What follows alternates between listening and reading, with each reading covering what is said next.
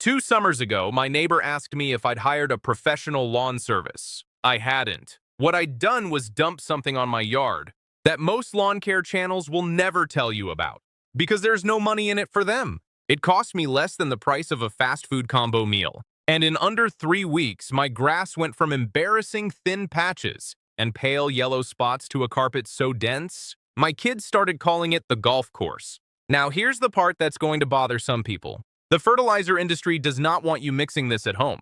Not because it's dangerous, not because it doesn't work, but because once you see what happens to your lawn after 2 applications, you will never buy another bag of granular fertilizer again. And that, my friend, is bad for business. Let me back up for a second. I want you to understand where I was before this because it matters. For the better part of 15 years, I did everything the internet told me to do. I aerated in the fall.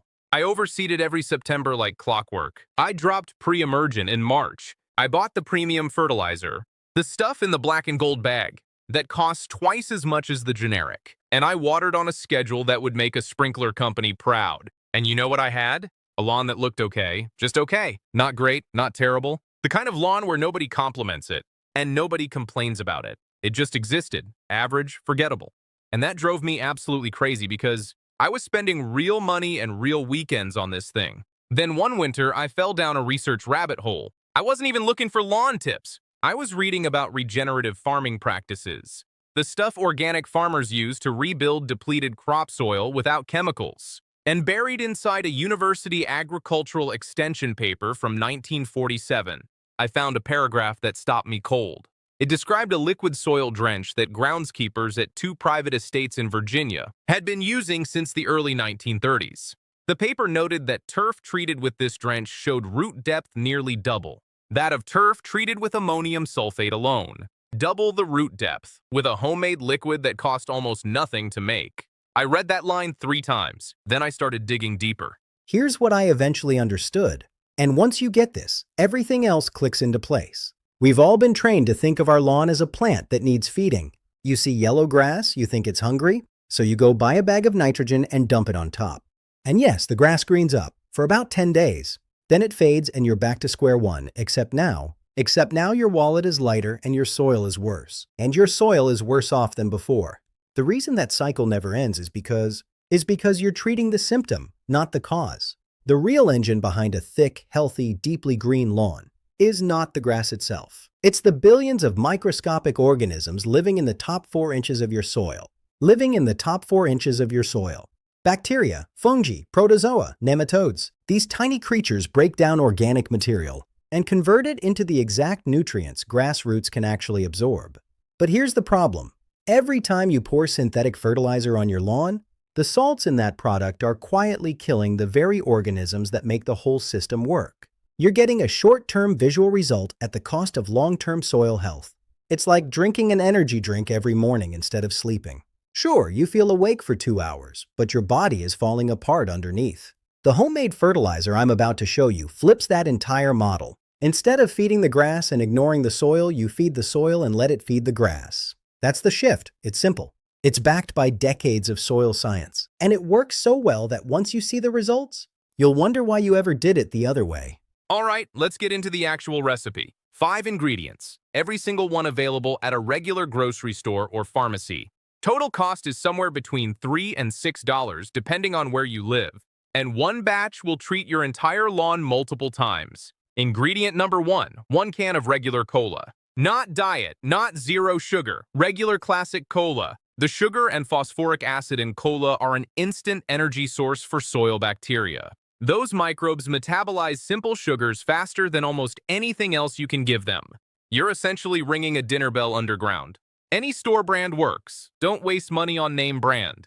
The microbes don't care about branding. Ingredient number 2, 1 cup of plain white vinegar. Vinegar is a mild organic acid. When diluted and applied to the soil, it helps break down thatch. Now, this is the part where people mess up and then blame the recipe. You cannot pour this concentrate directly onto your lawn. You will burn your grass. You will damage the very microbes you're trying to help. And then you'll leave a comment saying it doesn't work. So pay attention here. Get yourself a hose end sprayer. They cost about $10 to $15 at any hardware store. Pour the concentrate into the sprayer reservoir. Set the dial to the lowest dilution setting your sprayer offers. Most sprayers have a setting around 1 to 2 ounces per gallon of water. Use that. When you turn on the hose, the sprayer automatically mixes a small amount of concentrate with a large volume of water as it sprays. That heavy dilution is exactly what the soil biology needs. A gentle, even feeding across the entire lawn. Walk at a steady pace, left to right, overlapping slightly, like you're spray painting a wall. Do not stop and soak one area. You want light, consistent coverage. One full sprayer load of concentrate should cover roughly 2,000 to 2,500 square feet. If your lawn is bigger, mix a second batch. Timing matters. Apply either early in the morning, before the sun gets intense, or in the evening after the heat breaks. Somewhere between 6 and 8 in the morning, or after 6 in the evening works best.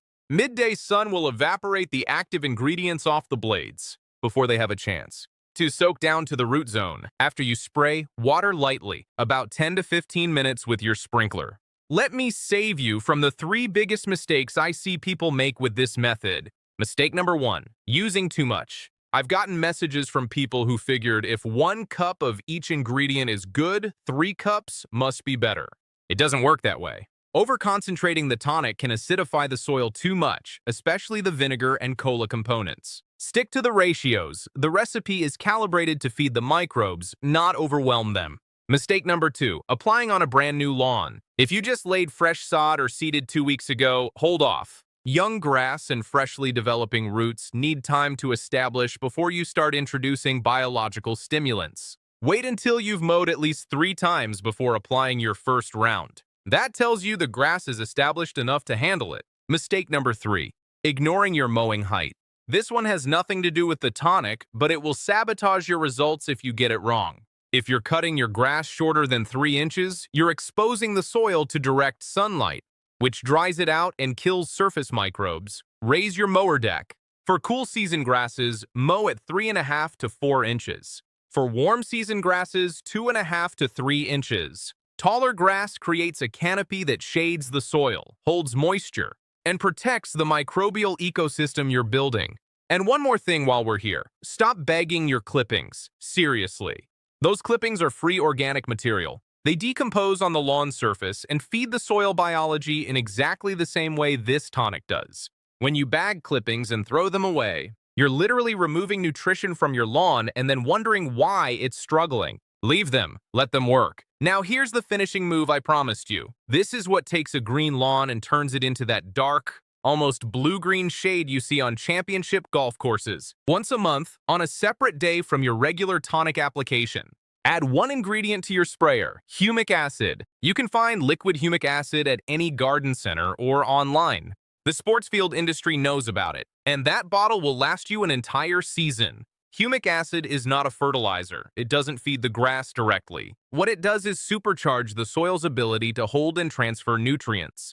Think of it as an upgrade to the soil's operating system. It increases cation exchange capacity, which is a fancy way of saying it helps the soil grab onto nutrients and make them available to roots, instead of letting them wash away with the next rain. 2 ounces of liquid humic acid in your hose end sprayer, diluted and applied the same way as the tonic. Within 10 days, you'll see the color shift. The green deepens, the blades look richer. It's subtle at first, but unmistakable by the second month. Old-school turf managers have used humic substances for decades. The golf course industry knows about it. The sports field industry knows about it. The synthetic fertilizer industry would rather you didn't, because once your soil is functioning at that level, their products become almost unnecessary.